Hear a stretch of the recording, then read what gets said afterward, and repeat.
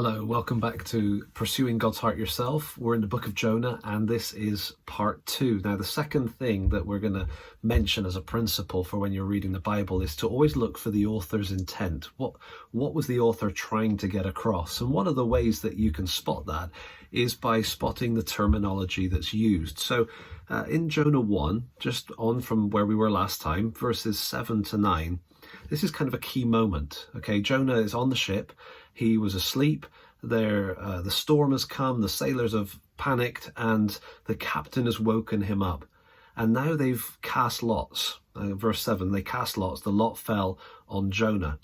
And so you have to kind of wonder, why isn't Jonah just saying, hey guys, I'm the reason for this? Why did they have to go through the rigmarole of casting lots? Well, they have. And then it comes to this moment of conversation between the sailors and Jonah. It's kind of the centerpiece of this first chapter. They said to him, tell us on whose account this evil has come upon us. And then they give a set of questions, 4 questions. What is your occupation? Where do you come from? What is your country? And of what people are you? I'm not trying to cross those out there, but those 4 questions, they sound, I suppose, a little bit like sort of introduce yourself, tell us do you have any family, what's your job, that kind of thing. That's not what's going on at all. They're asking 4 questions that typically in the pagan world of the middle ancient Near East, these questions would reveal the different gods. Like, who's the sort of patron god of your occupation? Which region, which country, what's your people group? They're saying, tell us about all your different gods so that we can identify maybe which one is the issue here. That's really what they're going after. He responds to them, verse 9, I am a Hebrew and I fear the Lord. Notice the Lord there, all caps. I fear Yahweh, the God of heaven, who made the sea and the dry land. He's declaring that his God is the God over everything. But notice the term that he uses here, I fear. Just flag that for us. I fear the Lord. Now, as you're reading through this section, you might pick up on the fact that the author has used that word fear, and he uses it several times. Back in verse 4, the Lord hurled a great wind upon the sea. Verse 5, the mariners were afraid. There it is. They were afraid, and each cried out to his God. Just after Jonah declares, I fear the Lord, the mariners, verse 10, the men were exceedingly afraid. They are afraid when they hear this. They said to him, what is this you've done? For they knew that he was fleeing from the presence of the Lord. It's already told us that before. Now it turns out he's told them that. And they're very afraid. But the interesting thing is there's this progression of this term fear or afraid. They were afraid. He said, I fear the Lord. They were exceedingly afraid.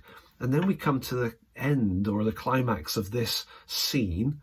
Verse 14, therefore they called out, notice this, to the Lord, O Lord. They are now using the proper name for God. Fascinating, because earlier on they were crying out each to his own God. Now they're talking to Jonah's God. And they say, O Lord, let us not perish for this man's life. Lay not on us innocent blood, for you, O Lord, there it is again, have done as it pleased you. So they're praying to God and they're saying, we don't want to be held accountable for this. They've got a sense that this God is the one that's in charge.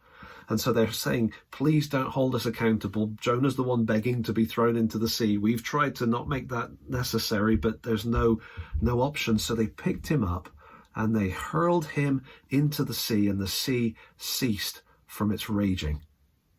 So in that instant, the moment Jonah splashes into the water, the storm stops. And these sailors are recipients, if you like, of the mercy of God. He's being kind to them. He could have wiped them all out. And yet the storm has stopped. And their response in verse 16 is interesting. They didn't do what you might expect people to do. Phew, glad that's over. Let's get back to where we were. No, their response is then, after the storm has stopped, the threat is over, everything's calm, but there has been an impact in their lives, because then it says, the men feared the Lord exceedingly. A couple of little details here. They offered a sacrifice. Literally in Hebrew, they sacrificed a sacrifice. That's kind of a, hey, we're offering this to say thank you for what's happened. And they made vows. So not only are they saying thank you for what's happened, past tense, but they're also vowing vows, anticipating the future, not tense, but you know what I'm saying, looking forward into the future. And they're doing this to the Lord. And so notice the repetition of Lord all the way through this final section, but also notice the progression of the fear idea. In this whole section, we see these men afraid, crying out to their own God. Jonah saying, I fear the Lord. And then they go on to demonstrate what it looks like to fear the Lord. They fear the Lord in trying to row back to that land. They fear the Lord in saying sorry effectively for throwing Jonah into the sea. And then after they do that and everything calms down, then they fear the Lord exceedingly. They've gone from being afraid to exceedingly afraid to now an exceeding fear, not of the storm, but of the Lord. And so notice the author's kind of writing here. He's using repetition. He's using key words to help us to get a sense of what's going on. I suppose the big title over it, you would hope, would be Jonah fears the Lord. But once you've read it, you become convinced. I don't think he does, particularly. There's something not right about him. We'll have to come back to him later. But they fear the Lord. These pagan sailors are responsive to the God of Jonah. It's a beautiful thing to watch and to see, and it's all coming to us through the use of repeated words. Notice the details in any passage you're looking at, and always try to understand what is the author trying to communicate? What is he trying to get across? We'll come back and we'll look at another passage and we'll keep working our way through these principles. Thanks so much for joining us.